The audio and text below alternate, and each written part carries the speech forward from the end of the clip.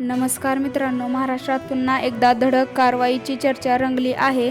अन्न व औषध प्रशासनाचे आयुक्त तुकाराम मुंढे यांनी अवैध व्यवसायांविरोधात मोठी मोहीम उघडली असून अनेक ठिकाणी छापेमारी सुरू करण्यात आली आहे. मिळालेल्या माहितीनुसार भेसळयुक्त अन्नपदार्थ, अवैध धंदे आणि नियमांचे उल्लंघन करणाऱ्यांवर कठोर कारवाई केली जात आहे.